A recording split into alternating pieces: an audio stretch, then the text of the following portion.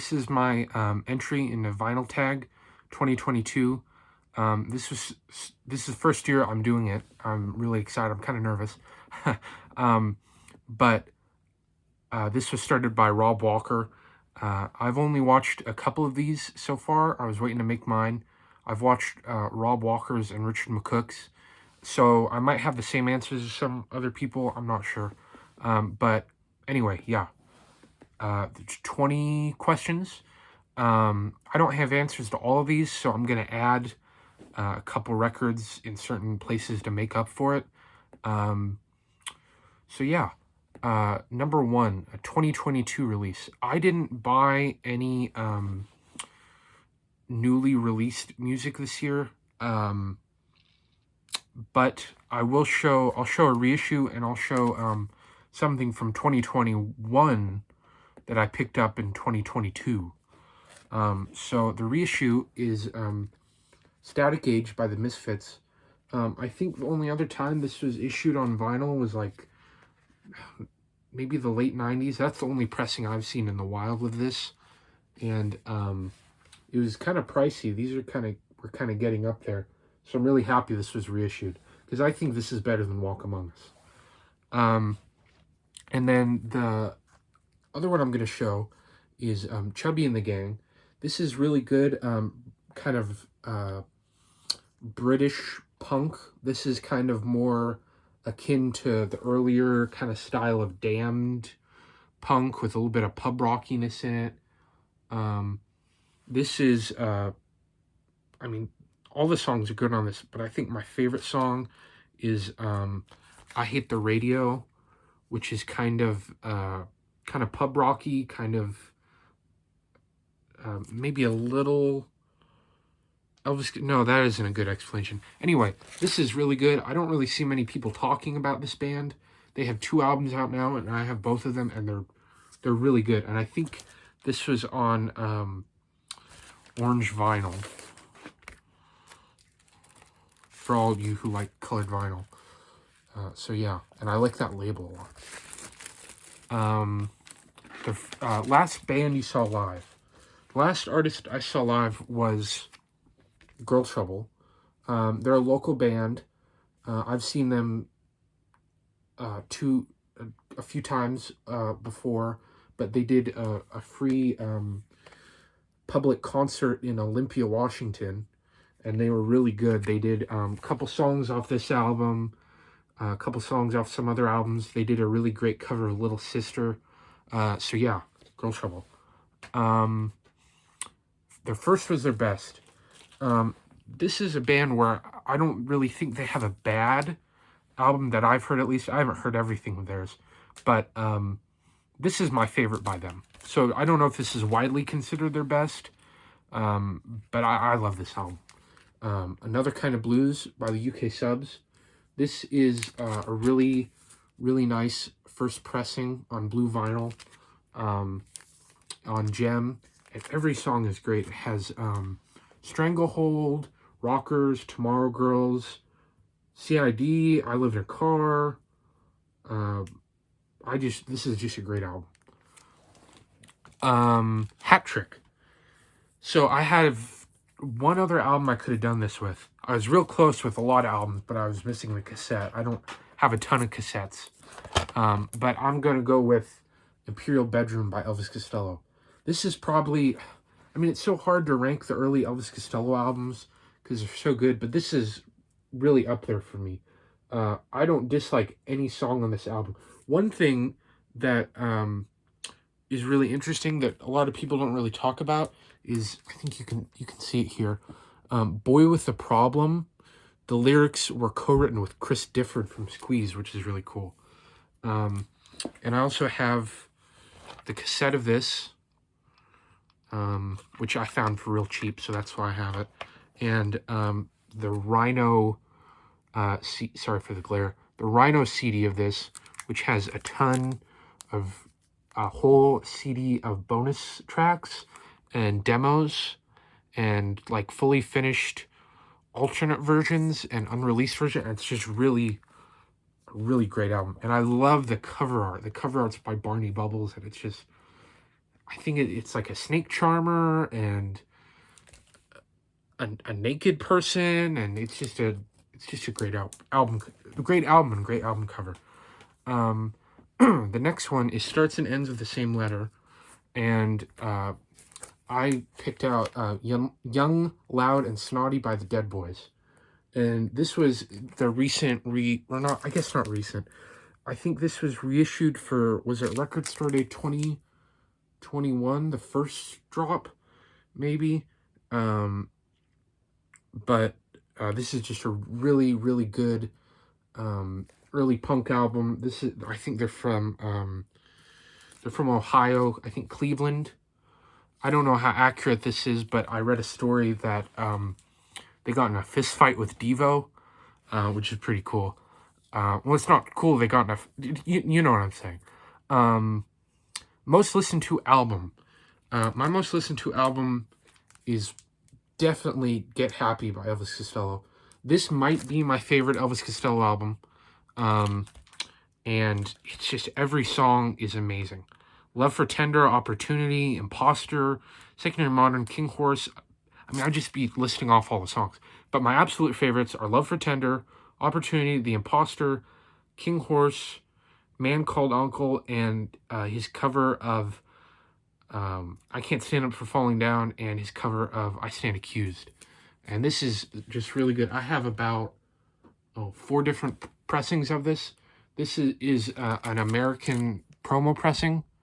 But this is an album that has a lot of cover variations. So it's kind of fun to collect just because of that.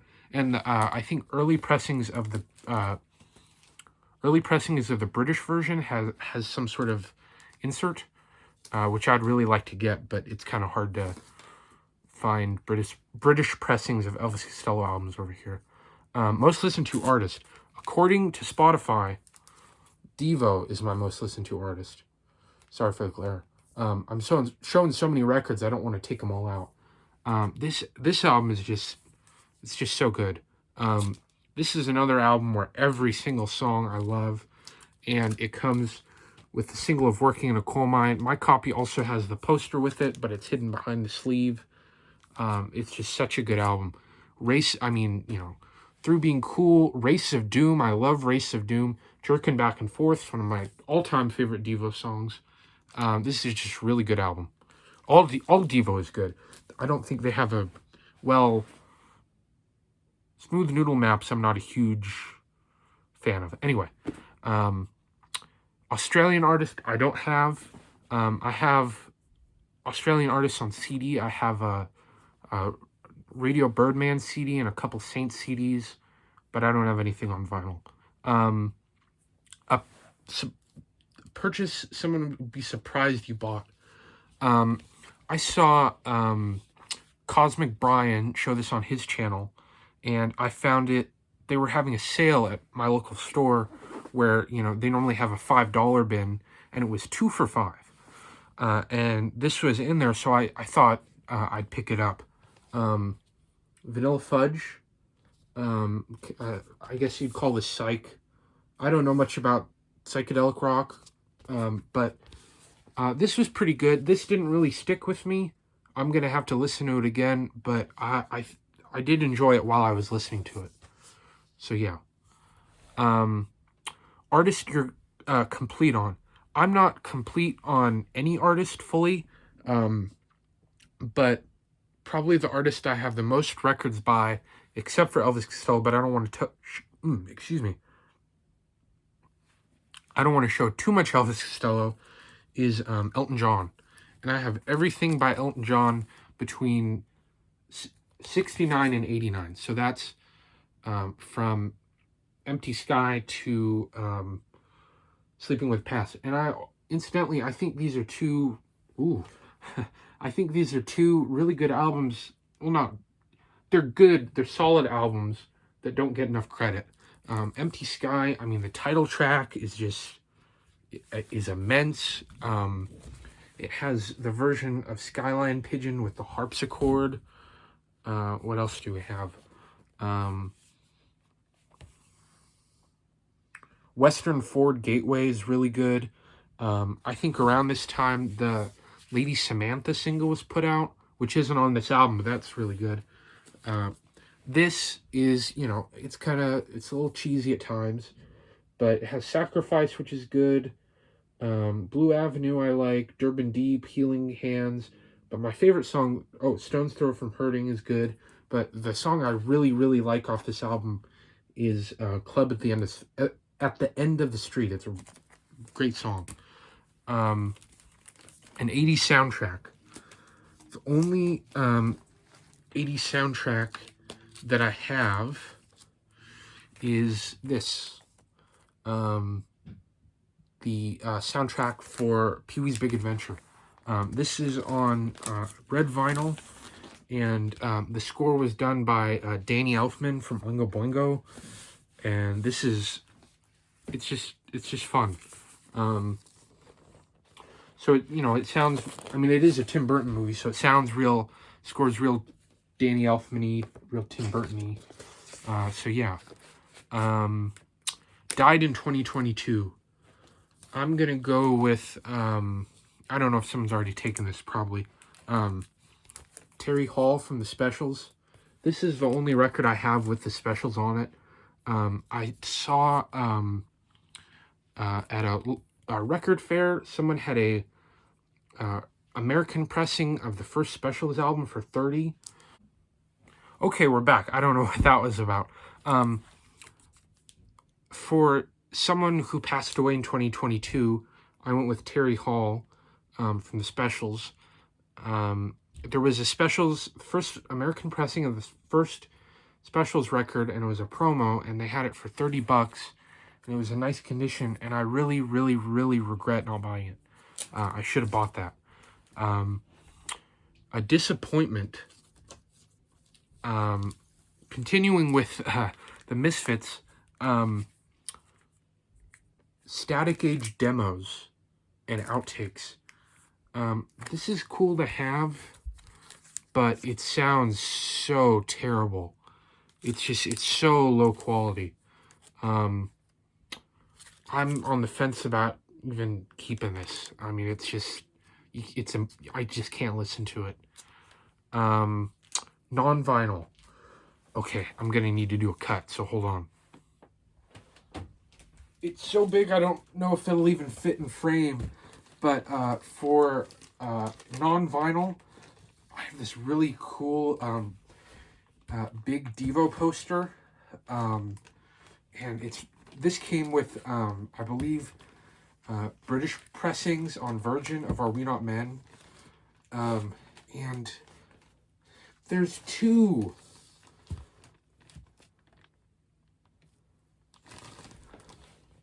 Grail. I'm gonna show three that I got. They're kind of all related. They're all singles from the same label. So the first one is first pressing of Less Than Zero by Elvis Costello on Stiff. And this is still in the shrink wrap. So I was super excited about that. And also Allison by Elvis Costello on Stiff. Also with the shrink wrap and a real early pressing. And these were both sold to me by John. So thank you very much, John. And then the third one is, I don't remember, I think this is a first pressing of, maybe a second, very early pressing of Neat Neat Neat by The Damned. And my mom bought this for me for my birthday. So thank you very much. And this is just great. A space-themed record. This is one of the first records I ever bought. I found it at Goodwill, and I had already listened to it. So I thought, I should buy that. And it's Orson Welles' War of the Worlds.